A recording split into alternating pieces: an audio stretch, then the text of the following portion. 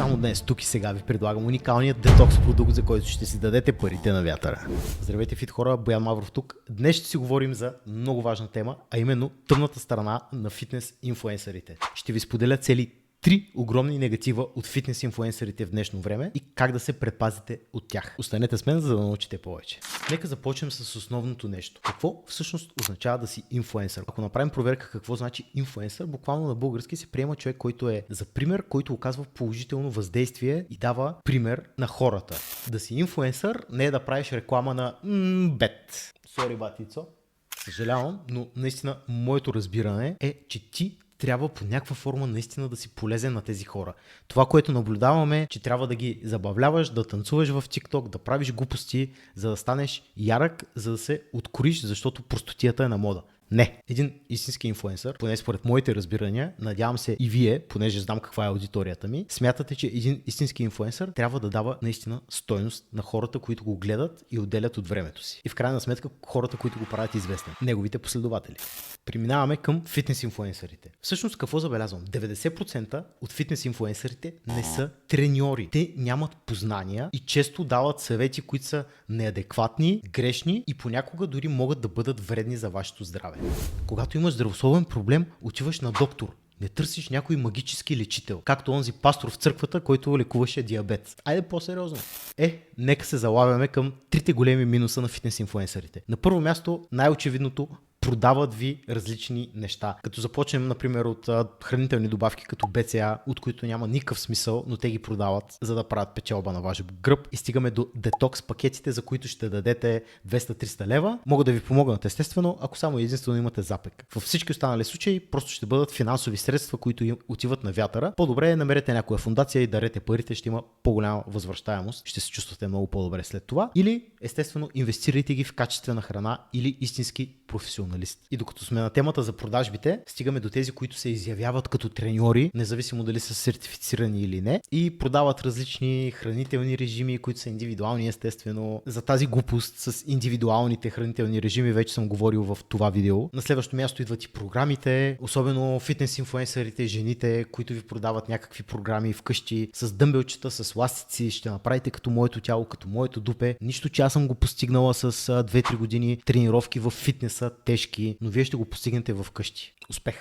Естествено, после идват и хранителните добавки. Някои от тях даже си стартираха собствени линии хранителни добавки, с които ще ви помогнат да изгорите мазнините, да забързате метаболизма и всякакви други лъжи, за да ви взема парите. Всъщност, научната литература показва, че никакви фетбърнари, елкарнитини и така нататък няма да ви помогнат да отслабнете. Най-много ще ви дадат енергия, но смятам, че по-евтиният вариант е просто да пиете едно кафе. Истината е, че самият аз дори препоръчвам на нашите клиенти не повече от 2-3 добавки най-много, според техните нужди и евентуално повече, ако имат някакви дефицити, когато пуснем изследванията преди да започнем съвместна работа. Извън това е абсолютно безсмислено. Винаги бих препоръчал всеки да приема креатин монохидрат, независимо дали мъже или жени, и най-много едни мултивитамини, освен ако няма други дефицити, за които знаем. Всичко друго е безсмислени пари на вятъра. БЦА, елкарнитини, предтренировъчни продукти за напомпване и всякакви други неща.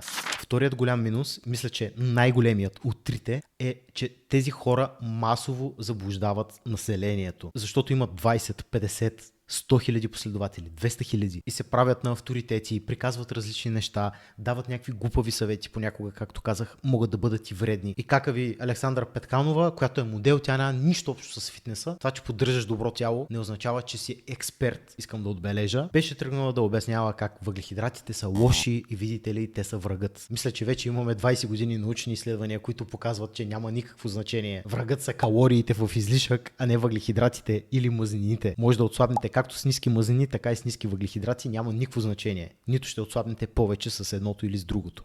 Стигайки до тази точка, масово хората биват заблудени и аз виждам, че все още, въпреки цялата информация в интернет, понеже има доста качествена информация и в нашия канал, и в подобни фитнес канали, и различни блогове, и повечето хора, които знаят английски, могат да намерят и в чуждите канали. Въпреки това, все още хранителната култура, смея да кажа, на българите е ниска. Не го казвам за да сипя сол в раната, а го казвам, защото наистина е тъжно и това е реалността. 7 от 10 човека, с които говоря, вярват в митове от сорта на въглехидрати вечер е вредно, само с ниски въглехидрати се отслабва, трябва да се прави кардио на гладно, трябва да тренираш по 2 часа и половина, за да има резултати, трябва постоянно да тренираш до отказ в фитнеса, без L-карнитин не можеш да отслабнеш, ама пилешкото месо е пълно с хормони, ама аз ям малко и пак не отслабвам, аз съм в калориен дефицит и не отслабвам. Хората продължават да ги вярват тези неща. И ако ги питаш, брои ли си някога калориите, не, откъде знаеш, че си в калориен дефицит, аз си знам.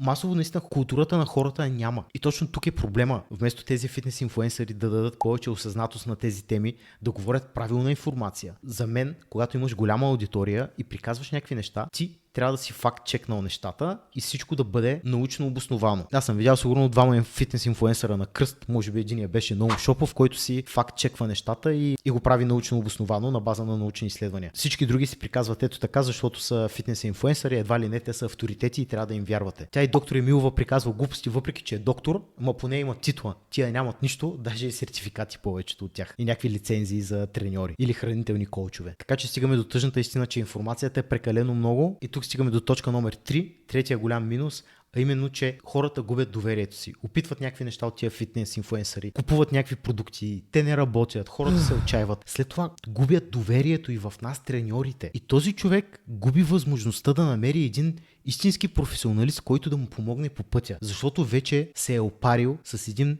тъп фитнес инфлуенсър. И си нямате представа на колко такива съм се нагледал. Наскоро момче ми сподели как си взел програмата на някакъв треньор, дал 200 лева за програмата, 300 лева за хранителен режим и някаква консултация там за хранителните добавки, които естествено си купува от него. И след като е получил всичко това и е платил, не е получил повече никакво питане как вървят нещата и така нататък. Буквално до там приключва всичко. Естествено може да познаете и колко са били ефективни тези неща, които си е купил. Стигайки до тук, хората губят доверието си в нас, треньорите, и това е отчаиващо, защото излизат и започват да петнят цялата фитнес индустрия, че фитнес треньорчета не стават, че хората трябва да си правят сами нещата и така нататък. И тук идва проблемът, че масово хората, нормалните хора не могат да различат професионалиста от някой некомпетентен фейк гуру. И в епизода ми с Ани Димитрова говорихме за избора на треньор и за какви качества трябва да внимавате преди това, така че може да го изгледате. Но повечето хора виждат един фитнес инфлуенсър, който изглежда добре, който говори супер уверено, разпалено, убедително и те го приемат за авторитет, защото има 50, 100, 200 хиляди последователи. И до някъде живеем в такива времена в момента и разбирам това, но ако въпросният инфлуенсър не приема чуждо мнение, критика, не се обосновава на науката, казва всичко е така, защото аз съм авторитет, видиш ли, ако използва думи като винаги, никога, трябва, не трябва, абсолютно, бързи и лесни резултати, това е един фалшив авторитет. Повярвайте ми. Истинските професионалисти, когато ни питат въпрос, най-честият отговор е зависи. Защото като ме питат дали трябва да приемат определена добавка, ще кажа зависи. Имаш ли дефицит от тази добавка? Питат ме трябва ли да приемам протеин на прах? Ще кажа зависи. Ако не можеш да си набавиш протеина за деня и наистина ти е трудно да го направиш от храната, една доза протеин би ти помогнала. Ако успяваш да си го направиш от храната или можеш да наблегнеш още малко и да си го повишиш изцяло от храната, няма абсолютно никакъв смисъл да даваш 100-120 лева за една туба протеин. И всичко е много контекстуално в нашата сфера. И когато някой говори за една единствена истина и е категоричен за абсолютно всичко, тогава е най-лесно да познаете, че той е фалшив авторитет. И завършвам с един въпрос. Дали ще ви бъде интересно да направя изобличаване на фалшивите авторитети и така наречени фитнес инфлуенсъри? Ще се радвам да оставите по един коментар под видеото, като естествено дори може да ми дадете предложения за фитнес инфлуенсъри, които може да разоблича или пък да излезе, че приказват верни неща. Естествено, знаете какво правим? С екипа ми вкарваме хората в най-добрата им форма, подобряваме здравето им, работим с хора с хашимото, инсулинова резистентност и подобни проблеми, специализираме в тях. Така че, ако имате нужда от нашата помощ, долу в описанието ще намерите линк към нашия сайт, на който може да запазите час за разговор. Ще се чуем, ще обсъдим вашите цели, проблемите, чертаем план за действие и стартираме вашата фитнес трансформация още днес. Благодаря ви, че останахте до край, фит хора. Надявам се, че видеото наистина ви е било полезно. Ако това е така, направете ми услуга и се абонирайте. Аз ви обещавам, че занапред ще има все по-добри видеа и все по-често. Благодаря ви, че ми помагате да разрасна този канал и да сбъдна личната си мисия, а именно да достигна до 1 милион българи, на които да помогна да живеят по-пълноценно и по-здравословно. Това от мен за днес. Виждаме се следващия път.